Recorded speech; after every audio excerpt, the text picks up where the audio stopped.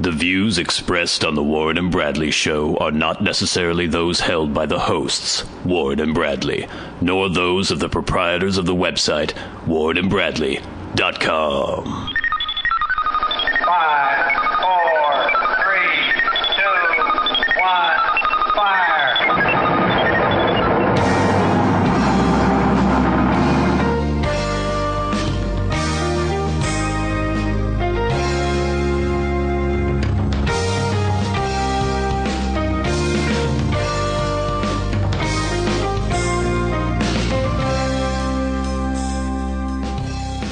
Let's make some magic. It is magic time. Hello, and welcome once again to the Warren and Bradley Show. I am one of your hosts, Bradley Victor. And I'm the other host, Warren. It is episode 33, coming at you from a sweltering hot Bellingham, Washington. Oh, it's a tropical paradise. It's amazing. It's, what's like 77 degrees today. Some of you from other parts of the country or the world might not think that's that amazing, but for here, it's a heat wave. It's ridiculous.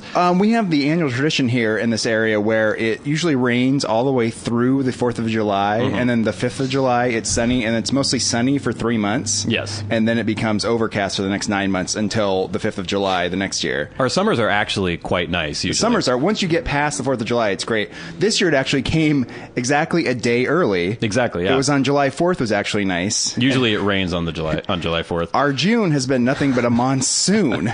It's and like... not just, and normally in Bellingham, when it rains, it's just kind of this little mist and drizzle, but we've had really usually heavy, crazy rain. Our June is just like, it's just overcast, basically. Yeah. So there's no sun, but it's not like raining. But it's been, just pouring.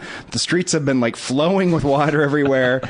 People have been very it's been annoyed. Like in the 50s and 60s. And it's funny because every year people start bitching. Come June, when it hasn't stopped raining yet, everyone's like, God, this is the worst spring ever. And oh my God. And everyone seems to forget that it's always like that. And then the summer is always amazing. And by the time it gets to be 80 degrees in August, people start freaking out about how hot it is. Yeah, and they can't believe it. And it's amazing. And then we go, and through September, it's usually pretty nice. Yeah, I was swimming, I think the last time I went swimming last year was like September 20-something. It's sort of the summer. The actual summer is summer here, and the rest of it's just overcast. So any of you planning to move to the Bellingham area, that's kind of our climate. 9 months of rain and 3 months of beautiful weather. I know if I was an affluent man and could afford multiple homes, I would definitely live here in this area 3 months a year. But there's no way you get me back for the other 9 months. I'm fine with it. I like it. It's fine. I like the summer in the summer. That's good. But, I like nice overcast, a little drizzle every once in a while. It's nice. It makes everyone look nicer. It's kind of the difference if you ever work in an office with fluorescent lighting. Yeah. And everyone looks horrible. Yeah. And it's bright and your eyes start hurting. It's kind of like that when it's sunny all the time. It pisses me off. But when it's overcast, it's great. I have to disagree. I find it depressing, and I think our suicide rates will attest to that. We've got an excellent show. I'm going to have to complain a little bit. Okay. I'm sorry. That doesn't surprise me. We also have some crazy street freak action, just another smorgasbord of freak. Basically, within a 20-minute period, I believe yesterday, I was just assaulted by freaks. So we'll get to that later in the show. We've got some Celebrity Minute for you. Anyway, so you'll have to pardon me as I go into another one of my sad stories, because this week I was in a lot of pain. Physical and emotional, or just physical? Mostly physical, but the physical was causing emotional pain at the same time. So if you'll indulge me here, I'm going to play some sad music. Okay. Just a moment. So, some of you may or may not remember, I was complaining of back pain previous weeks. I remember. Racked with horrible back pain. On Monday, it all came to a head. I'd tried to go to sleep on Monday night and was in such horrible pain that I couldn't get comfortable in bed. Mm-hmm. But I would drift off every once in a while and then suddenly be awoken by the sound of my own voice screaming in agony. No. Yes, I was literally... wake yourself up with your own voice screaming in agony? I would wake myself up by yelling. So you can yell when you're asleep? Apparently. You've laughed in your sleep before, haven't you? I don't know. Maybe. I was asleep, I guess. I don't know. I don't know. But it was kind of disturbing, because normally when conscious, I'm very stoic and would not scream out in agony. Mm-hmm. And I have no idea how loudly I was screaming either. I would just startle like, and jerk awake and go, oh, and then try to go to sleep again. So I did not have a very restful night. On Tuesday, because it was raining so hard and because of my back pain, I did not go to work. But I decided to go downtown in spite of my pain to run some errands. I was in a very bad mood because of the back pain. You can't Lack get of sleep comfortable. too, right? Lack of sleep, frazzled nerves. And as I approached a crosswalk, waiting for the light to go to the little stick figure man showing that I can walk, as we discussed earlier, a man was waiting to turn left on his green light, and instead of waiting for me to go across the crosswalk, he just blew through. Just like he actually peeled out of the intersection. I had impaired mobility and was not able to get out of the way with the alarcity that I normally would be able to. And so he clipped me with his side mirror as he went by, right in the hip. And it hurt rather badly. Yeah, I bet. I was very angry about this. And as he, instead of apologizing as he went by, he went, "Watch where you're fucking going!" I had the right of way. Yeah. I was in a crosswalk. It said walk. So I hobbled after him to the next block. He stopped at a red light. I was just hobbling down the middle of the street. Yeah, this is a good scene. Got up to his driver's side window and pounded upon the glass. He looked, and I was like motioning for him to roll down his window so I could scream at him. Yeah. He did not. Yeah, well, he just said, "Get the fuck away." Yeah. And then I was so angry, and even though I was in pain, I took my right knee and drove it into his driver's side door and stove it in.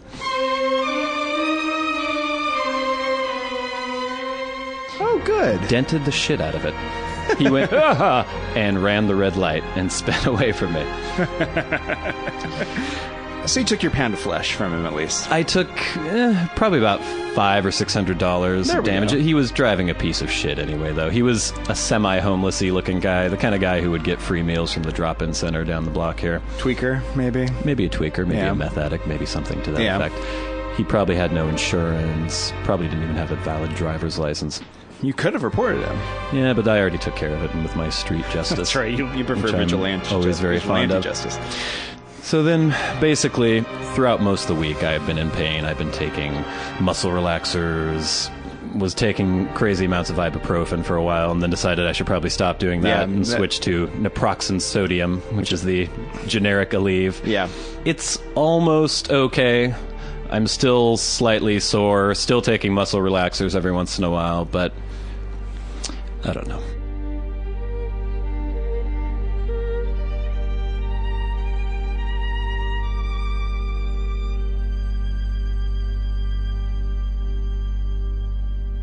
You're okay? You think you're healing? Hopefully this is the last of the horrible pain and I can enjoy the rest of the summer. I'm planning on going swimming. I think both Warren and I are planning on going swimming. Yeah, after the I'm show actually going to today. go out swimming. I haven't been swimming in years. When was the last time you went swimming? I don't remember. I know it's been a while. I haven't been out to a lake or in a pool, I don't think, in a long time. This will be exciting. Get a little sun on that body of Oh, yours. God. I'm going to burn. That's what's going to happen. You do like, I'm looking right now. You seem Oh, Warren just exposed his belly. It's pasty white. It is fish belly white right now. It has not seen the sun in a long time, so I'm sure I'll turn pink and it'll be horrible tonight, but I got to get it out of the way. It'll be worth it. I want to do outside things this summer, try to get swimming, try to get a little bit more engaged with nature. Well, that's one of the benefits of living in a place where it rains 9 months of the year is when the sun is out, you feel compelled to take advantage of it and make the most of it. And it's beautiful. I mean, it's still green and lovely, and, even though it's sunny. And it's not that hot. No, it never gets hot. So Warren and I will be frolicking in the sand and waves after the show today. We'll report back next week and tell you how that went. So, it was 4th of July on Wednesday. Did you do anything fun or exciting for the 4th? I did not. I just went for a walk. Yeah. And then I hung out with my girlfriend, and we had some steaks in the backyard. Just two of us, and we watched Law & Order. Wow. Yeah. It was the quietest 4th of July That's how you I've had in celebrated years. our nation's birth, huh? I don't know. It was fine. I enjoyed it. I tried to get you to go. There's this great barbecue that takes place just a couple blocks from my house and in a converted church. And basically there's just hundreds of people and fireworks and barbecues and DJ booth and drunkenness. They even had a little wading pool where drunken girls were jumping in fully clothed and Oh, wow. splashing around Oh, everywhere. I considered going to this. Yeah. I mean, it was one of the options, but I didn't feel the momentum to... Even IT guy John went. Yes, he did go. I think he had a good time. He was quite excited. He told me we were out Friday night. We were talking about it, and he said he had a lovely time. Yeah. It was good. Definitely worth going. They even had sponsorship. They had a raffle where they're giving away prizes. The grand prize was a gift pack from this weird adult store filled with dildos and creams and lotions and If you had won that, what would lubrications. you do with it? I don't know what a guy is going to do with a dildo. I'll say that right now. I feel like if If I had a bunch of dildos or something I want them to gift back, I'd just start like hiding them in people's like apartments and houses. Well, that is good. There was a house I lived in briefly when I lived in LA, and for some reason there were dildos around. Yeah. And that was the constant thing, was to put dildos. You know, you open your underwear drawer and there's a dildo, or you put it in the freezer or the fridge and there's a dildo. Yeah. So that's good fun. But I live alone, so it's not like I'm going to be like, oh, Brad, you got me again. If you put it in a strange enough place that you don't go to often enough, you'll forget and then eventually surprise yourself. Perhaps. But also, if you do have dildos and you're like, okay, maybe I'll put these away for later. Maybe I can use these on somebody at some point. Where do you bring that up? At what point in the relationship, when you're making out with the girl and you're like, hold on, and you open your drawer and you take out a dildo? I mean, what's the reaction? What's the best possible reaction you're going to receive from this? I do. Is it a common thing for? I don't think male-female relationships for there to be a dildo involved? I don't know. I think maybe it's possible to bring a dildo into the sexual play, but I think it's usually the girl who would introduce the dildo, probably because your penis is tiny, and she's like, hey, let's play with this. Maybe. I would see the girl would want to bring it in, right? Because you would be using it on the girl. The girl would be she'd be using it on herself, right? So it would be her place to bring that in. Yeah. Unless you're really into using a dildo on somebody else, which is a weird thing. Maybe you're just kind of tired, and you're like, here, play with this for a while. I don't know. I don't know. That doesn't sound like a good relationship. I did find a butt plug in my parking lot once. Oh, God. And I took it. It was still in its packaging. I was like, oh, what's this? Because it was a weird shape. It wasn't shaped like a dildo. It was kind of like funnel shaped. Yeah. With so I guess it's to like pop in there and then it won't come out or something. So I was like, oh, this is interesting. And I brought it in and I had it for a while. And I was like, I don't know, I might do something with this at some point. Oh, Jesus. But I never had an opportunity to use it. I know, too, with the butt plug, it has like an end on it, so you can't go too far and hurt yourself. Yeah, you don't want to lose the butt plug up your rectum. Yeah. So it'll like stop it. It'll only go in a certain... I know that's the defining characteristic of the butt plug, I think.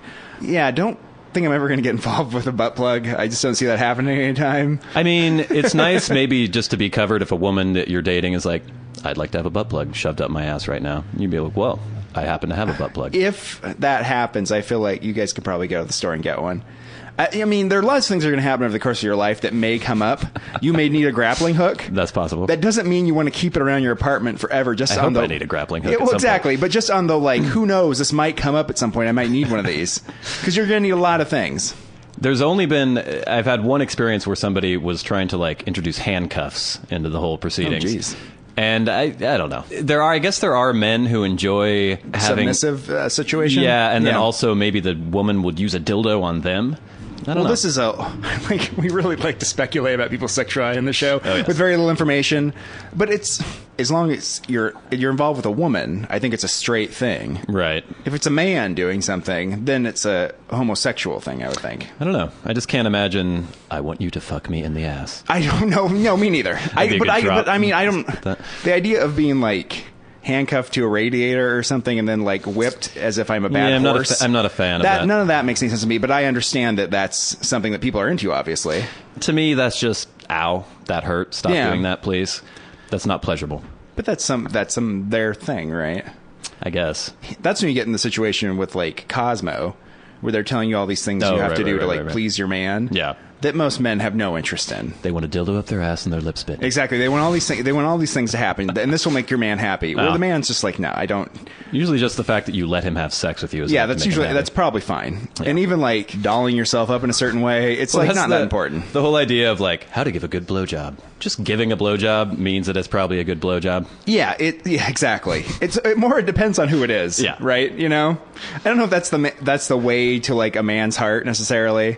If the woman's like, he seems a little ambivalent about me, but she like reads a lot of Cosmo and works on her technique, and suddenly he's in love or something, or is really satisfied with her. It's like, I don't see that happening. We can't agree on anything, and we fight all the time. But man, can she give head? Exactly. Never solves any problems. Yeah. Usually, sex is good if the relationship is good, and if it's not good, then that's not always true. It's a complicated thing. Yeah. Well, I think relationships that are very bad can have good sex in them. That's true. They hate sex. There you go. Snicker. So there you go. This has been Sexual Health Watch on the Warren and Bradley Show. Again, people, if you have any questions about your sexual health or like what you're into and you want us to tell you if you're normal or if the things you do are okay. We are very good at telling people whether or not they're freaks or if they are normal. And again, we would still like your questions if you need any advice, sexual advice, relationship advice, financial advice, maybe religious advice. We would be pleased to help you. Write to podcast@warrenandbradley.com. All right, let's get right into Celebrity Minute on the Warren and Bradley Show.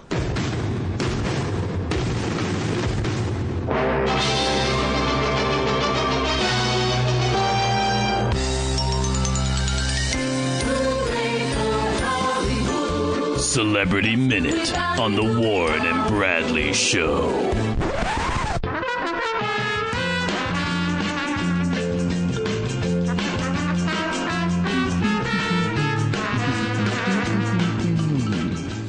All right, let's start off with the small fry first. Get these assholes out of the way. Justin Bieber, cited for speeding, claims a chase was involved. Authorities say heartthrob singer, heartthrob, Yeah, he's a heartthrob. for like 13-year-olds, has been ticketed for speeding on a Los Angeles freeway after being chased by at least one other vehicle. Apparently, Bieber was cited for driving in excess of 65 miles an hour. 70 miles an hour the speed limit? Well, it depends. What part of Well, it was on the freeway. It was on the some parts of the 101. freeway are 55. Yeah, I guess in L.A., right through downtown L.A., it's 60. But even so. Apparently... Doesn't say how far over. Yeah, it doesn't say.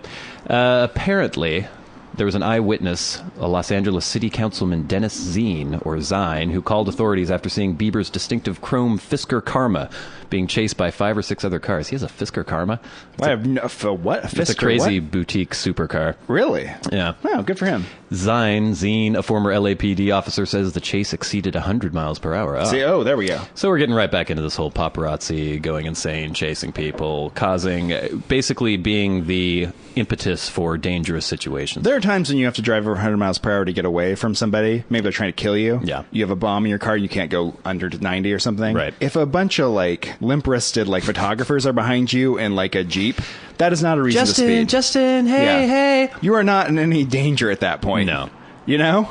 You're supposed to have a publicist there to make sure that you look good and that people can take your picture when your picture should be taken. Oh, it's not a reason to endanger everyone else on the freeway's life. Shame on you, Bieber. The other big story this week, Andy Griffith dies at age 86 of a heart attack.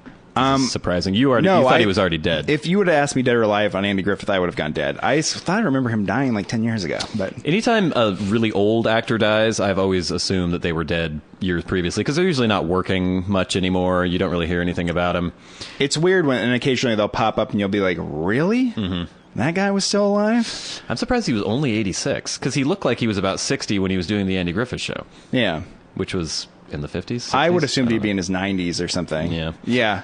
By all accounts, a nice guy. There's a lot of eulogizing on Twitter. Oh, I bet. From different stars. Ron Howard, of course. His pursuit of excellence and the joy he took in creating served generations and shaped my life, says Ron Howard. I'm forever grateful. R.I.P. Andy. Henry Winkler. I don't know who decides who's going to be the voice for the condolences for the celebrity. Was Henry Winkler on that show? No. But he was Howard's Happy Day co-star. Oh. But anyway, rest in peace, Andy Griffith. I think I saw the Andy Griffith show a couple times in my life. I remember it being on when I was a kid. I don't think I watched it. I remember turning the channel if I saw it. Yeah, it was one of those ones where you're like, I got to get out of here. Yeah. All right, the big story this week is still the fallout from the Tom Cruise-Katie Holmes split. More details have been surfacing. Apparently, Tom Cruise is in major crisis mode. This is coming from insider sources. I like all these Us Magazine things that we get. It's always a source tells Us Magazine. Yeah. I don't really know. How What are does that... are they like hairdressers or like? I don't know. But apparently, he's been on the phone with his lawyers 24/7. He's in major crisis mode. He's afraid. Basically, what I'm reading into all this is that obviously the Church of Scientology is intimately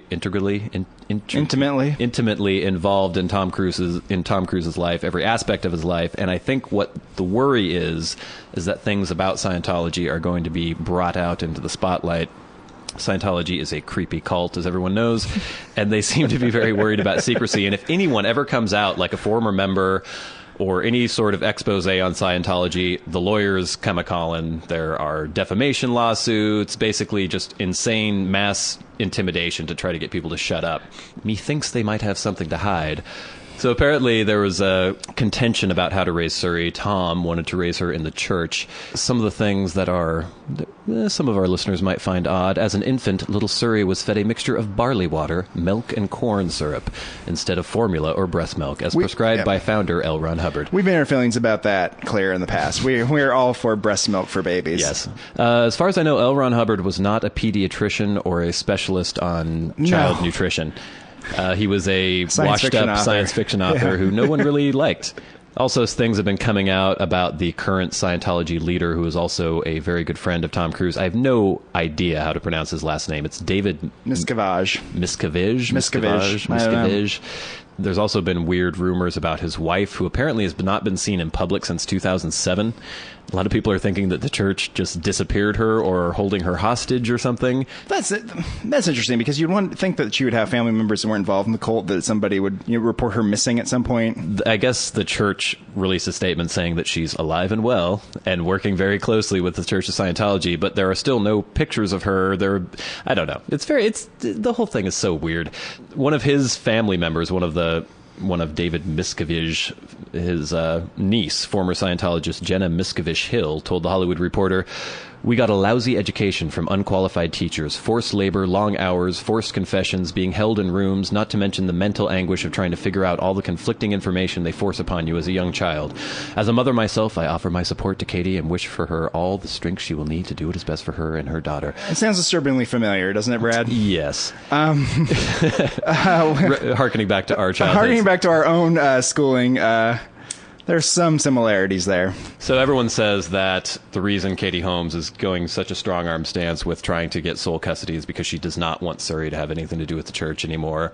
Nicole Kidman apparently was completely alienated from her children after she divorced Tom Cruise and left the Church of Scientology.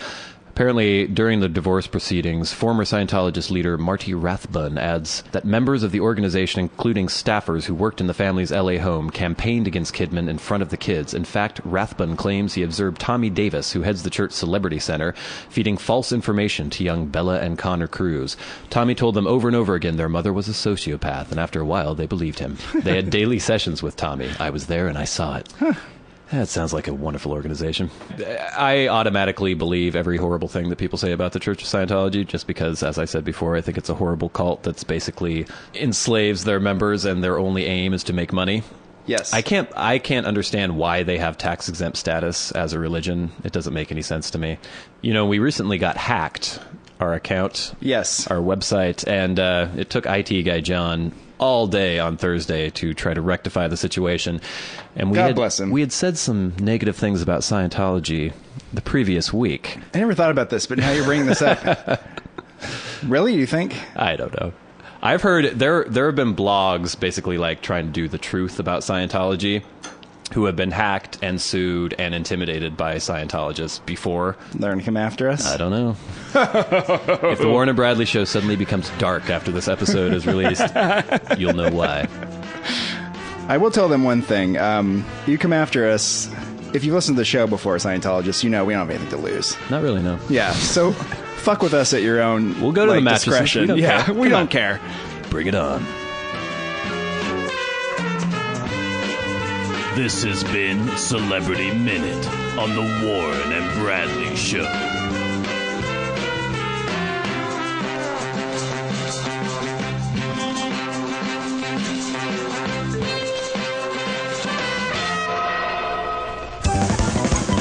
All right, Warren, it's the moment that everyone has been waiting for. It's this week's Street Freak of the Week. Woo. They wander the streets, scavenging for loose change and discarded cigarette butts. Spare $1 And give me a motherfucking cigarette. I ran out of gas ways back. Got any meth? You smoke weed, don't you? Good in the car. I could use some change. They may be mentally unstable and deserving of our charity, but that doesn't mean they can't be selected as the Warren and Bradley Show Street Freak of the Week.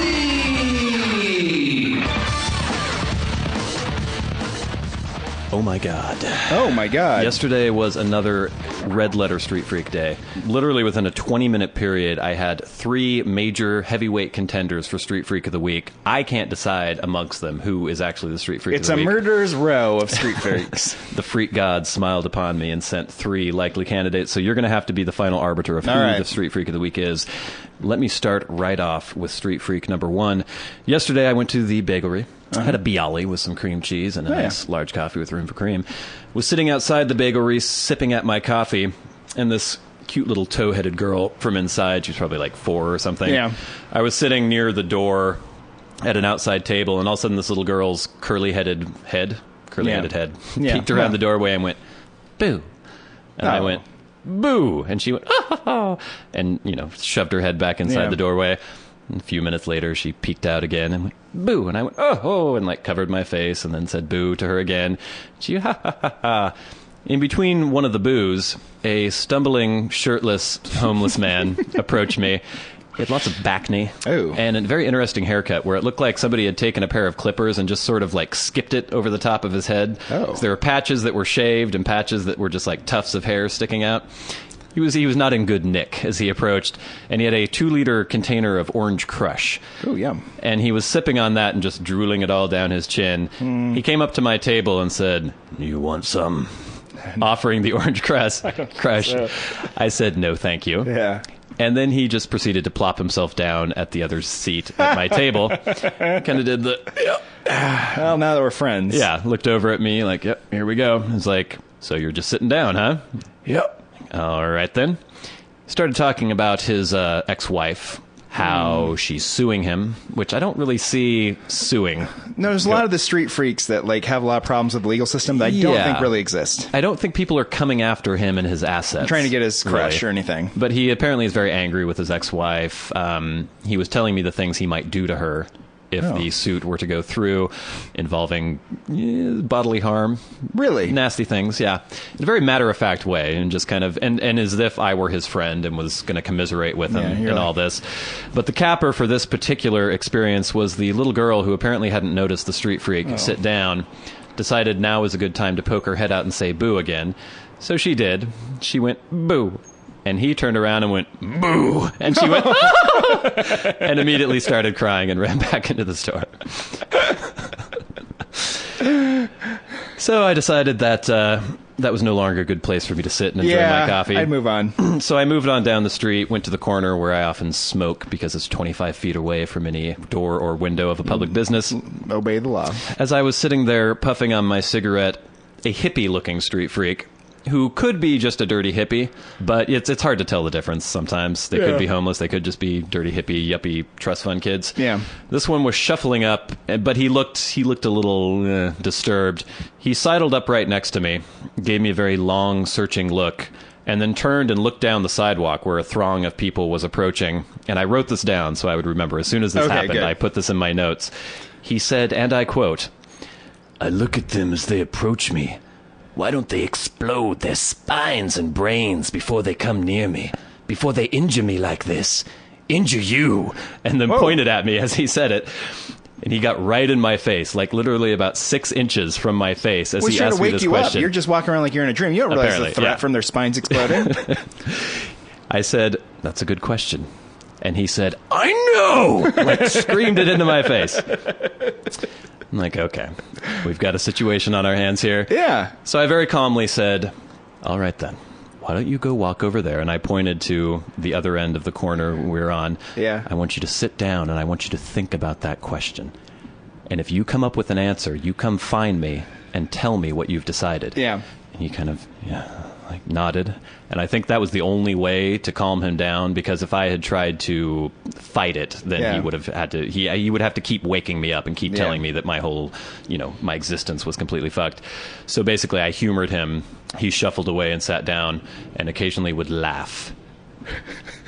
And then when people would walk by, he'd go, and like sort of bark, half yell at them. Yeah. And that was part of the process, I guess, of figuring out this question. The capper for the Street Freak extravaganza, as I was watching the dirty hippie man sitting on the corner, I don't know how to say this without being offensive. Ooh. I think you're going to do a bad job. I just have a feeling. It's probably a good instinct on your part. As listeners to the show know, that we have no problem with the gay community. We have gay friends. We have. We do. We're for gay marriage. We're champions of gay rights. Yeah, we are. But there are a certain segment of the gay population that I can only describe as dirty old queers. You know what I mean? Like the middle, like the 50, old guy with a mustache. Exactly, who's like, yeah. 50-something-year-old guy. So this is who started approaching me. Yeah. 50 to 55, 60-year-old guy wearing a very skimpy tank top, greasy mustache, like rainbow sunglasses, and he started walking. He was walking from the opposite direction down the block. he saw me, and I could see a sort of leering quality to his glance as he approached me. Started walking way too close to me and approached very, very close. And I'm the kind of person who gets very uncomfortable when people intrude into my personal space. I'm not a huge fan of that. He got right up to me, put his lips to my ear, and said... Oh, no. I wrote this down, too, so I get the exact quote. Want me to suck your dick, sweetie? I said, no, thank you. You're being very polite with everyone. And then he went right in my face and went... and then walked away. So there you have it, a triumvirate of street freaks. Who's the winner? I'm going number 2. Number They're 2? all great. All of you were great, but number 2, you're the best. Your story about exploding spines and stuff is amazing. That was a good money quote, actually. Yeah, it was great. All right, so congratulations, shell-shot, dirty, hippie, homeless man. You've been selected as the Street Freak of the Week. Congratulations. Our hats are off to you, Mr. Homeless Man, because you've been selected as the Warner Bradley Show Street Freak of the Week.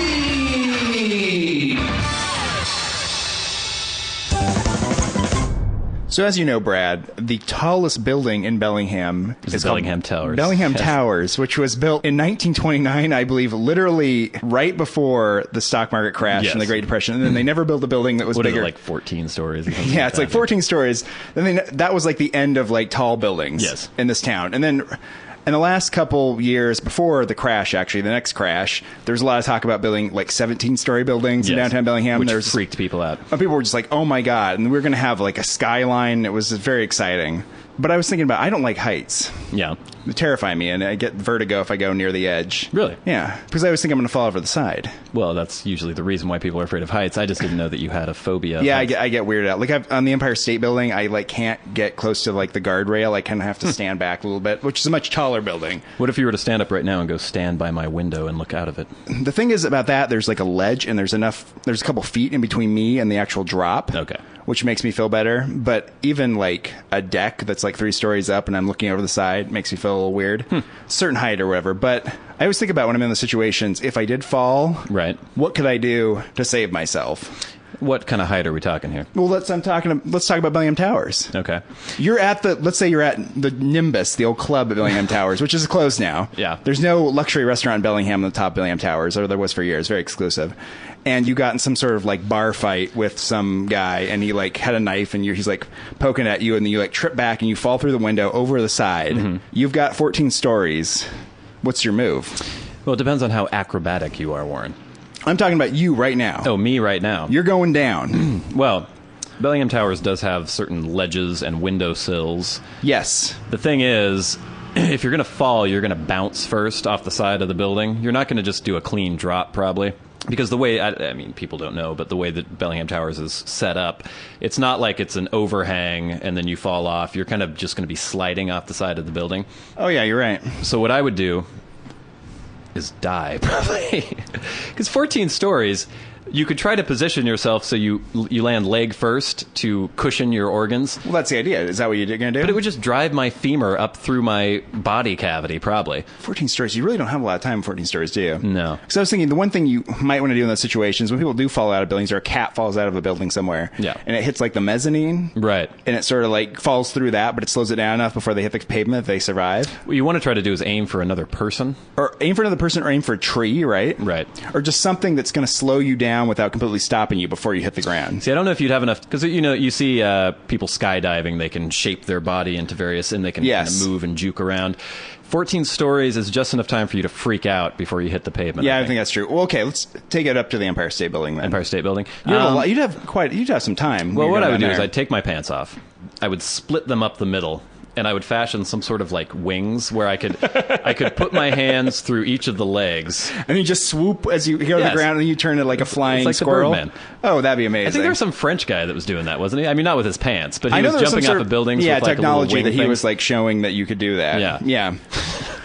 But if you're falling, what are you going to do? You're going to think about what you're going to try to hit something, or are you just going to be like, and scream and then hit the ground? Well, I'm wondering how long it takes to reach terminal velocity from the top of the Empire State Building, how long you have Is the force of wind so strong that you can't even maneuver? Like, could I even like move my arms about to extricate myself from my pants and very carefully rip them up the seam and then tie them around my wrists? And I think you'd have time to do things, but I don't think you'd have enough time to get your pants off. I don't know. Especially yeah, you got tight pants. I've got very tight pants. It takes me a good 5 minutes to get them off anyway. Exactly. You're not going to do it.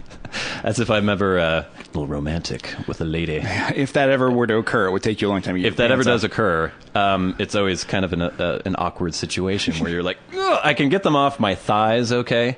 But then when I reach my calves, it's just like, I need the jaws they're of bunched life. up at that point, right? Yeah. There's so much. Exactly. Yeah. So you kind of have to kind of pull from the bottom. Sometimes you have to get the woman. What you do is you sit on the edge of your bed with your legs outstretched. Yeah. And you have the girl grab by the ankles and just jerk and really? pull. Oh, jeez.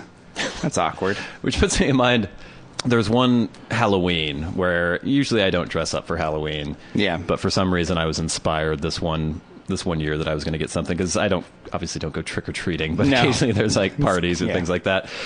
So I was like, costume. And I went to this army surplus store and I found a kind of the cliche Navy sailor uniform.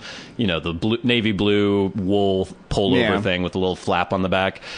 It was a little small. I don't know what kind of midgets they had in the Navy, but I'm not the largest person in the world, but this thing, I was just like busting out of it. But I was able, it was made in such a way that I could pull it over my head and get it on. Yeah. But once it was on, I could not get it off of myself again. Oh, that makes me claustrophobic. Just think my about God. it. And it's like heavy wool. You would get it up over your head and then you just be suffocating. But I just started dating a girl at this point and had not done anything physical yet. Yes.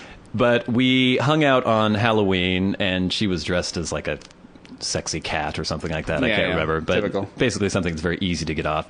And we started fooling around. One thing led to another, and it was time to take the old shirt off.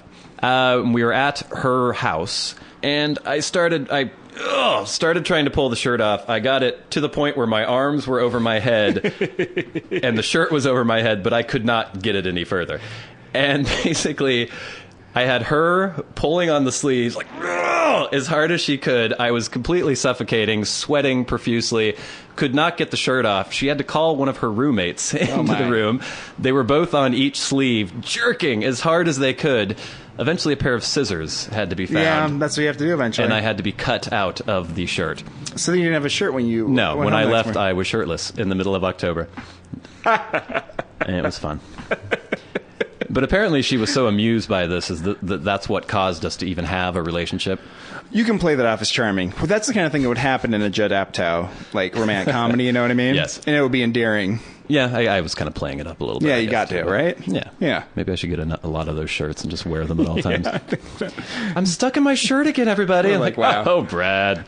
Yeah, you don't want the reputation as the weird guy that is always stuck in his shirt.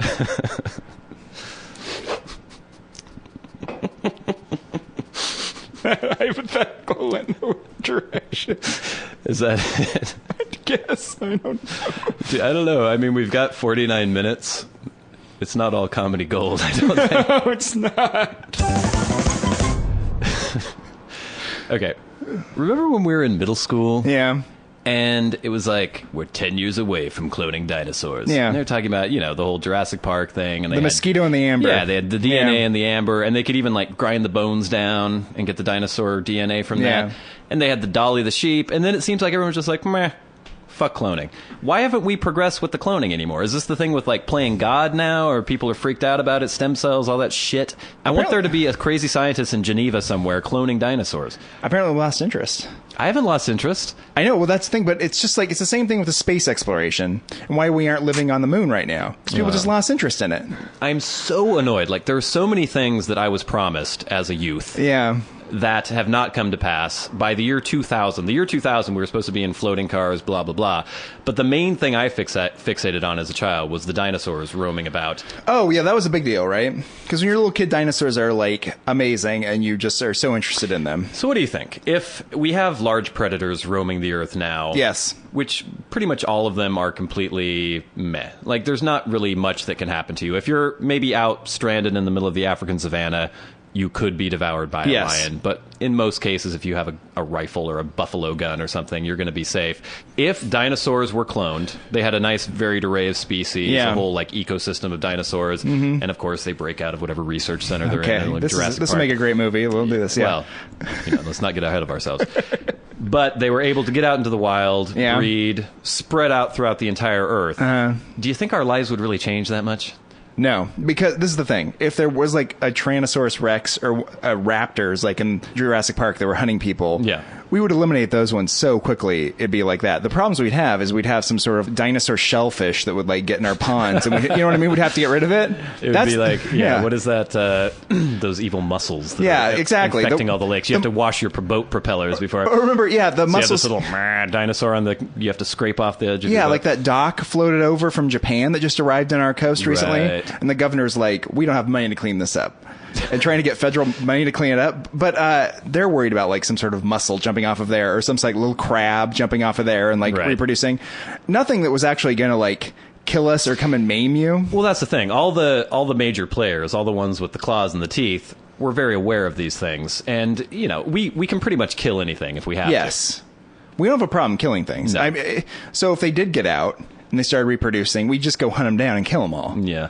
But do you think there'd be environmentalists and animal rights activists like, you have to save the raptors, you have to save the Tyrannosaur? That's an interesting question because wouldn't they be opposed in the first place to bringing them back at all? But Then once you bring them once back, they're there- once they're alive, then they'll try to preserve them. But what trumps what? So to preserve our current ecosystem would probably trump the dinosaurs returning. Because we didn't kill the dinosaur. It's one thing if you bring back an animal that we killed. Well, it sort of gets back to like what you consider worth preserving or what is nature, Yeah. right? Because like if those crabs had come over on like a log, like without any human Yeah, but see, interference, then that's like nature, it's so it'd be shit that fine. was blown here because of an earthquake and a tsunami. Couldn't there be just like other flotsam that washes up here? Yeah. So just the fact that it was on a man-made structure. I think there was a lot of them because it was huge. Yeah. So it was going to be a problem. I don't know. I like the idea of, you're at a Sunday barbecue, everybody's having their hot dogs, having a little game of badminton in the backyard. Pterodactyl comes down and takes your hot dog. Or Archaeopteryx Takes comes and, your, takes your child away. and then suddenly just like, and everyone goes, oh, and scatters, and the little kid with the crippled leg is hobbling behind like, Daddy. But then he just gets swooped up by whatever large predator comes through. It's one of the most horrifying scenarios you can come up with, but yet you long for it. Well, it's something that was a part of our lives in the future, in the eliminated past. that, yeah. But I think that primal thing, that fear that we used to experience, I think it needs to be replaced somehow. We replace it with ultimate fighting and things like that. we replace it with weird. You dent people's cars. Yeah. Yeah. I don't It's know. things like that. But it would be great if they had an actual Jurassic Park.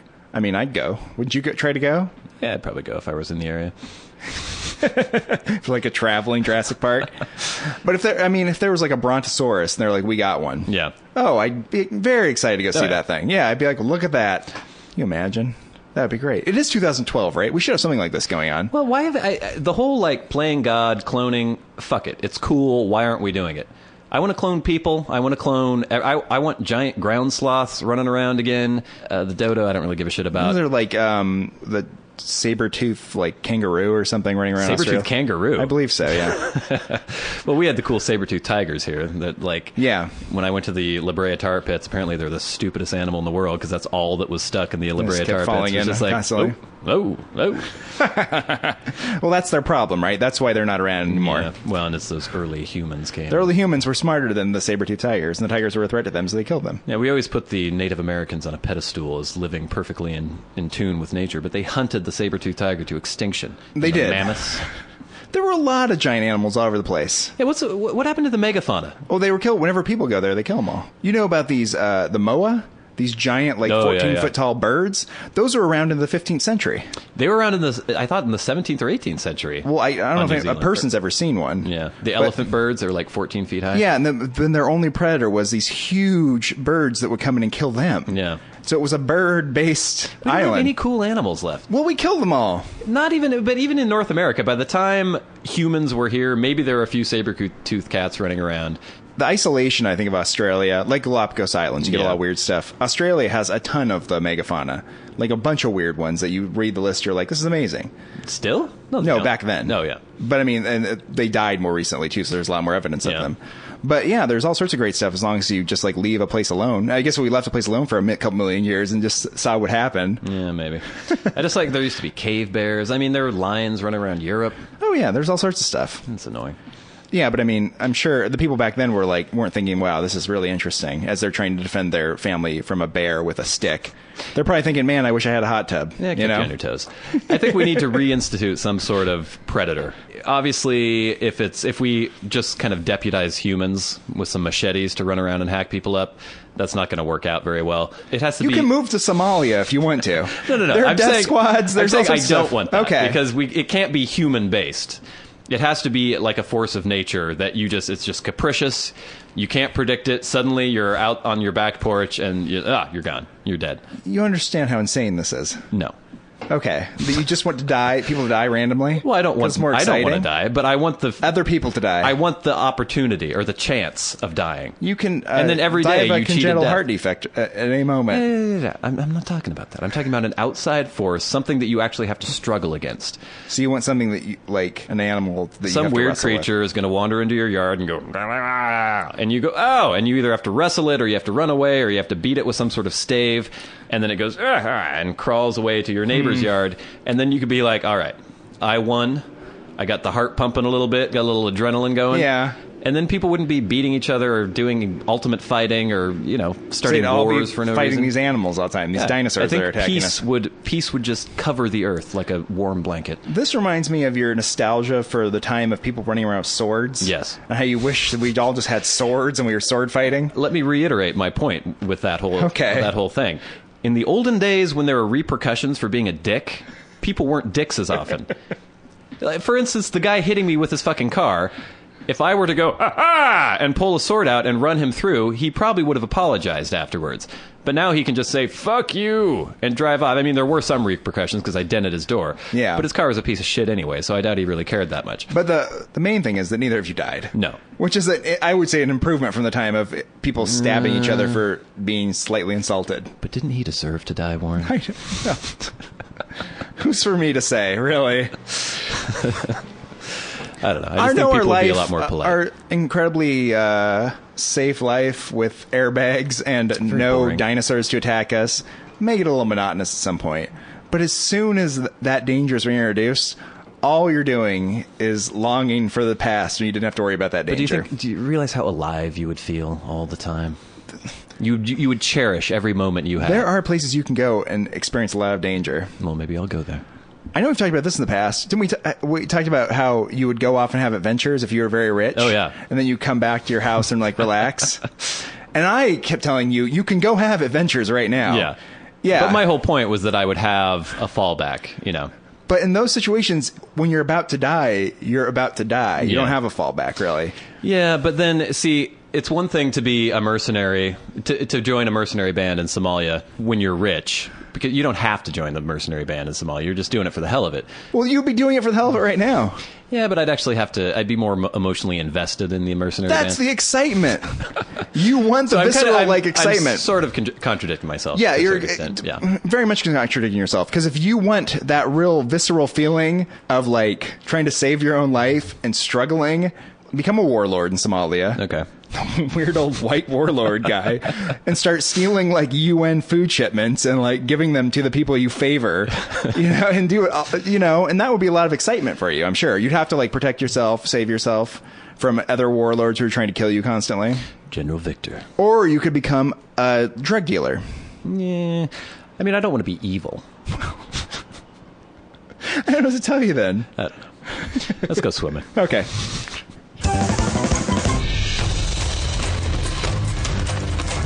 This has been the Warren and Bradley Show, brought to you by Warren Van and Bradley Victor.